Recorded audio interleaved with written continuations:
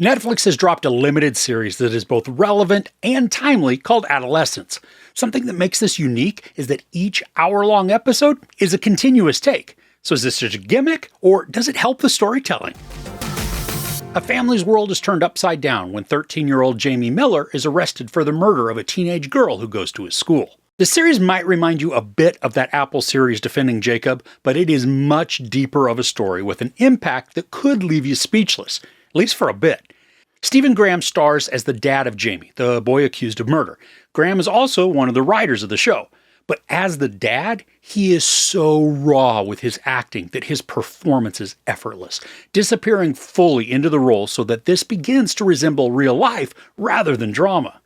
But Graham, he's not the only standout in this. Owen Cooper is Jamie, and this kid has quite the challenge because for this particular narrative, we have to be on the fence of his guilt or his innocence, and Cooper plays this perfectly. He comes across like a seasoned actor with just decades under his belt, quickly morphing through his emotions like a teenager would, but also maintaining the needed edge to maintain that doubt. And he has several standout scenes, but one in particular showcases him alone in a room with like the psychologist, or maybe she's a counselor. The roller coaster ride we watch Cooper experience is a neck-snapping back and forth display of fury and calmness. I mean, he's both terrifying and tender, playing both convincingly. And then Erin Doherty, who portrays the counselor that is speaking to Jamie, she is rock solid in her performance. The overlapping dialogue just screams of realism, and Doherty maintains this authoritative but calming demeanor through their interactions. And at one point, we have to feel exactly what she's feeling for the scene to really be effective, and the combo that Doherty and Cooper create, it just knocks it out of the park. Ashley Walters plays the DI who's leading the investigation, and the compassion and understanding that he exhibits as the copper, it's a little soothing, kind of unnerving, but definitely heartbreaking. We watch how his case intersects with his own relationship with his son, and the brutal revelations that spawn from that definitely hit nerves. Now, I'd mentioned at the start that each episode is a continuous take, and while that is a feat in itself, this becomes an intimate and immersive storytelling feature. The camera is intrusive, not like a brash reality show, but one that floats around the characters, capturing the running noses just from continuous sobbing, and also taking us on foot pursuits through alleyways or over obstacles. I mean, I was so engrossed in every frame of this series. It made me feel as though I was right there in the show with these people, walking alongside them as they investigated, interrogated, grieved, or erupted. I mean, the camera is exceptionally observant, which gives us access to characters in ways that traditional series don't. Now, outside of the camera work, the story is riveting, but in a piercing and devastating way. What begins as a murder investigation expands to address much larger issues that work to create the atmosphere and opportunity for such a crime to happen. And the story holds a mirror up to society to examine the ideas of desire and entitlement, focusing heavily on the toxicity that has been established by some of today's most vile players. I mean, think the Tate brothers or Nick Fuentes. And if you get up all in arms like, this is just one more show from woke Netflix that vilifies and perpetuates the demonization of men, I guess mouth breathers really wouldn't have that type of vocabulary. Netflix say, all men bad. Netflix suck. Me mad. Well, if you have that attitude, you're drastically missing the point of the story. And you're doing yourself a disservice by not watching, too. I mean, does this call out the possessive mindsets that have invaded the minds of a lot of young men? Yeah.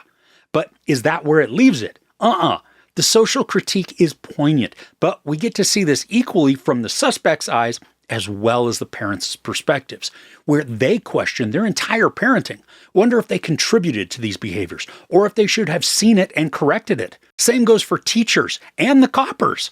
And the conversations in the story, they should elicit conversations in the living room after the series is over. I mean, so many different facets of society receive commentary.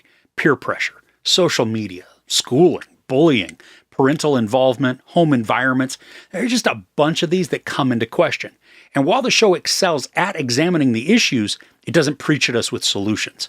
Sure, some might be offered here and there, but nothing definitive or concrete. And the story gives them to us and then asks us to wrestle how to solve them. Now, the soundtrack I thought was incredibly complimentary to the storytelling also. The lyrics of many songs reinforce themes or work to say what the characters aren't. And I think to the final scene in the series, after this crushing conversation, the characters are just emoting. All as this song melodically reiterates everything we just witnessed. I mean, it's powerful and captivating, and it's most likely going to wreck you. Now, I think if there is a negative within the series, it's the uncertain resolution of the case. Now, as I'd said before, this starts out as a murder investigation, but grows to become something more pertinent and encompassing than just some singular crime.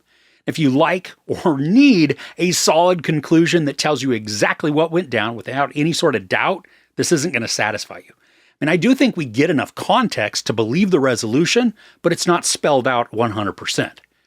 The 4 hours just flew by for me. I forgot to eat because of how engrossed I was in the performances and the story. And it's also interesting to watch how characters adapt and accept situations. We get some minor time jumps, and when we revisit characters, their new behaviors and mentalities, they seem plausible, like they've grown accustomed to their new normal and have continued with life given the circumstances. And it's strange to watch it play out in such a real way, but that's also what makes the show so gripping.